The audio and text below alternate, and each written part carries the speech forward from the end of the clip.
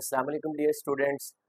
Now we already understood that कि equations of motion को हम दो मेथड से डिराइव कर सकते हैं. First method is analytical method जिसको हम मैथमेटिकल मेथड भी कहते हैं and second method is graphical method. तो आज हम डिराइव करने जा रहे हैं सेकंड इक्वेशन ऑफ मोशन. तो देखिए सेकंड इक्वेशन ऑफ मोशन में अगेन से हमने जो कंसिडरेशन है वो सेम लेनी है कि एक लेट्स से एक कार है, वो कुछ इनिशियल वेलोसिटी vi से मूव कर रही है in that direction and after some certain interval of time t इसकी जो वेलोसिटी है इट विल बिकम vf. अब इसकी वेलोसिटी में ये जो चेंज आया है इसकी वजह से बॉडी के अंदर जो एक्सेलरेशन है वो हमने यूनिफॉर्म कंसिडर करना है या कांस्टेंट एक्सेलरेशन लेना है. तो अब देखिए बच्चों, आज का जो हमारा टॉपिक है या आज की हमारी जो डिस्कशन है इसमें हम डेरिवेशन करने जा रहे हैं. देखिए जैसे फर्स्ट इक्वेशन थी हमारी वेलोसिटी टाइम के रिलेशन को रिलेट करने वाली, इसी तरह ये जो सेकंड इक्वेशन ऑफ मोशन है इसमें हम डिस्प्लेसमेंट और टाइम के रिलेशन को रिलेट करने जा रहे हैं. इधर यू कैन से दैट कि हम डिस्टेंस और टाइम को रिलेट करने वाली एक इक्वेशन डिराइव करने जा रहे हैं. अब बच्चों देखिए हमारी जो सिचुएशन है इसमें हमारी जो कार है उसकी इनिशियल वेलोसिटी थी vi और after some certain interval of time इसकी जो वेलोसिटी है ये vf हो जाती है.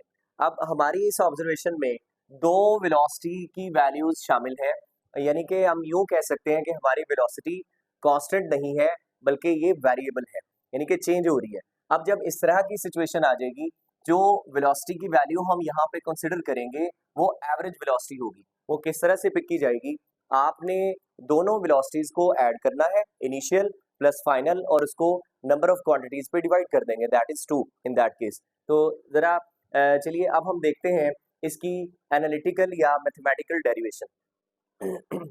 हमने ये 10th क्लास में एक रिलेशन पढ़ा हुआ है कि जो डिस्टेंस है ये इक्वल होता है वेलोसिटी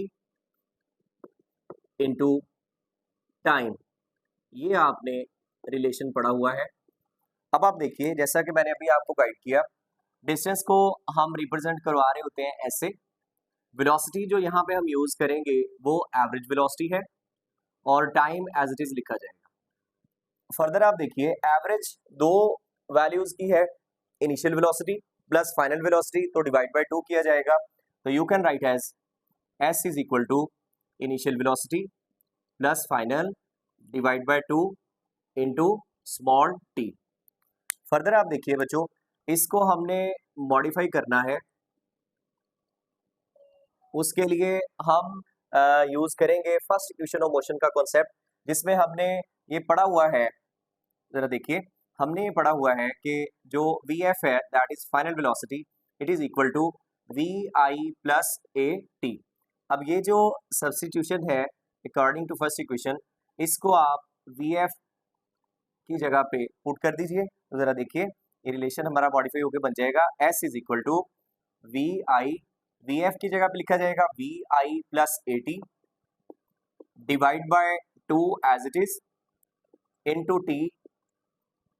अब आप फर्दर देखिए इसको सिंप्लीफाई करते हैं, vi प्लस vi ये बन गया है जी 2vi plus at divide by 2 into small t. Further आप देखिए t को आप इनसाइड डिस्ट्रीब्यूट कीजिए तो ये बन जाएगा 2vi t plus t into T square हो जाएगा, तो इसे आप लिख सकते हैं at का स्क्वायर डिवाइड बाय 2. अब आप देख सकते हो कि न्यूमिनेटर में ज़्यादा वैल्यूज़ हैं. इसी तरह अगर आप इसको डिस्ट्रीब्यूट करते हैं 2 पे, सेपरेटली डिवाइड कर दें तो हमारा रिजल्ट सिंपल होके फाइनल इक्वेशन हमें मिल जाएगी. तो देखिए इसको सेपरेटली डिवाइड करते हैं, s is equal to 2vi t divide by 2. इसे आप यूँ लिखेंगे 2vi t डिवाइड बाय 2. इसी तरह सेकंड फैक्टर देखिए at स्क्वायर डिवाइड बाय 2, या you can write as 1 by 2 at square.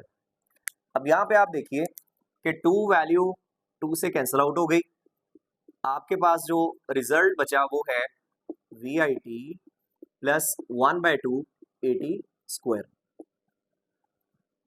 तो इस तरह से हम ये second equation of motion mathematical method से हमने डिराइव कर ली है. इसके बाद हम इसको इस इक्वेशन को एक और मेथड से भी डिराइव कर सकते हैं, दैट इज ग्राफिकल मेथड। तो अभी हम इसको डिराइव करने जा रहे हैं ग्राफिकल मेथड से।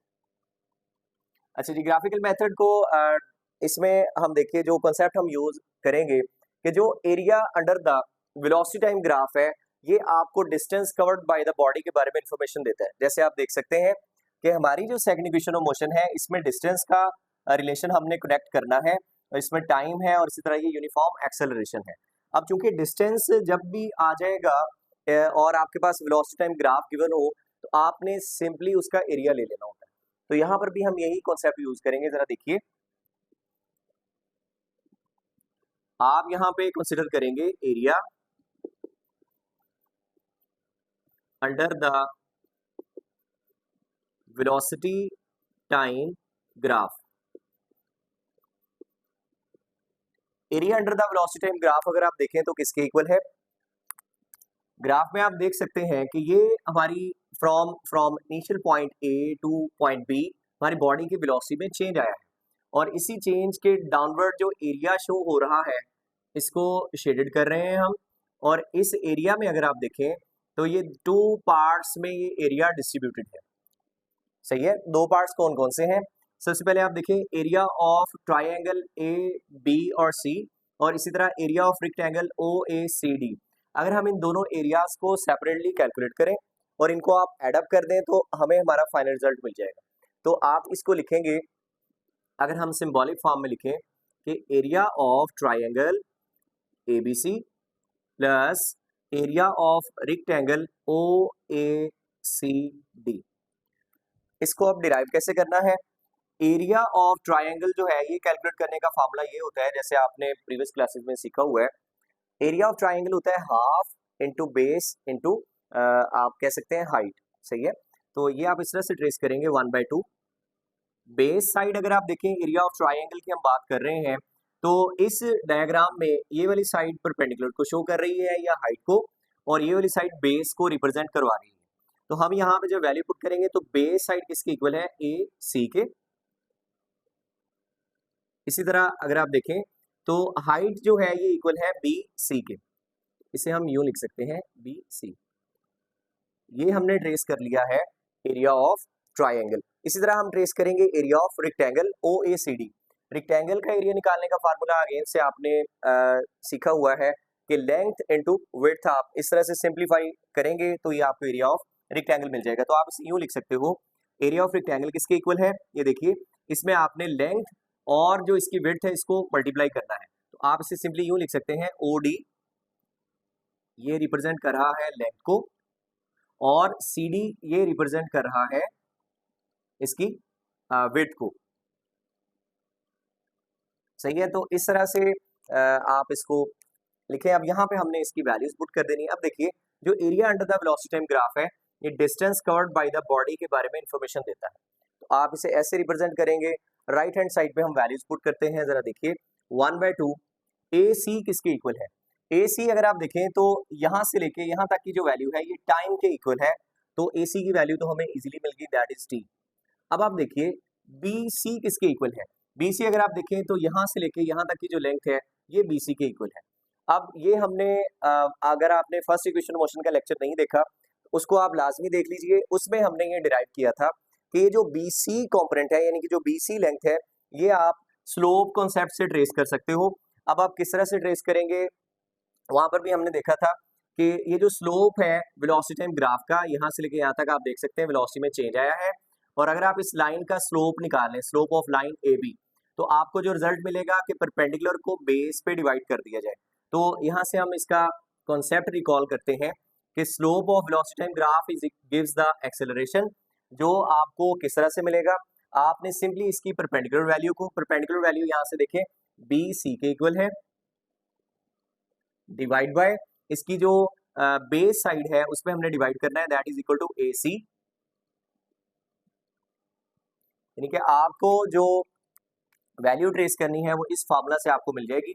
और फर्दर अगर आप यहाँ पर देखें a is equal to B C आपने ट्रेस करना है, और ए सी किसके इक्वल है? देखिए ए सी अगेन से वो सेम लेंथ है जो टाइम के इक्वल है। तो आप इसकी वैल्यू t रिप्लेस करेंगे और t को इस साइड पे आप मल्टीप्लाई करवा दीजिए।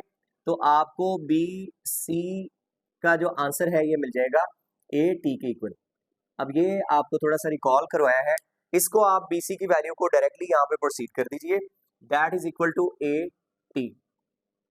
इसी तरह आप नेक्स्ट देखिए ओ डी किसके इक्वल है। ओ डी अगर आप देखें तो अगेन से ये टाइम के इक्वल है। इसी तरह अगर आप देखें सी डी किसके इक्वल है, सी डी यहाँ से लेके यहाँ तक की लेंथ है जो कि इनिशियल वेलोसिटी के इक्वल है। तो आप इसको वी आई पुट करेंगे। अब आप देखें इसको हम अरेंज करते हैं तो you can write as 1/2 T into T square बन जाएगा, you can write as half A T square. इसी तरह आप नेक्स्ट देखिए V I multiply by T, तो वी आई टी लिख सकते हैं। इसमें एक छोटा सा अरेंजमेंट हमने और करना है, इसको आप पहले लिख दीजिए V I T plus 1/2 A T का स्क्वायर। तो इस तरह से हम ये सेकंड इक्वेशन ऑफ मोशन को डिराइव कर सकते हैं। अच्छा यहाँ पे ये इक्वेशन हमने ये देखना है कि अप्लाई कब करनी है। आपने देखें इसमें जो वेरिएबल्स हैं, डिस्टेंस है, इनिशियल वेलोसिटी है, टाइम है, एक्सेलरेशन है, यानी कि 4 टोटल वेरिएबल्स हैं। तो आपको जब कोई से 3 वेरिएबल्स गिवन होंगे और 4 अननोन जो आपने ट्रेस करना होगा तब ये इक्वेशन अप्लाई की जाएगी। तो यहाँ तक बच्चों आपका ये सेकंड इक्वेशन ऑफ मोशन का लेक्चर कंप्लीट हो चुका है। नेक्स्ट वीडियो में इंशाल्लाह हम last and final third equation of motion को डिराइव करेंगे।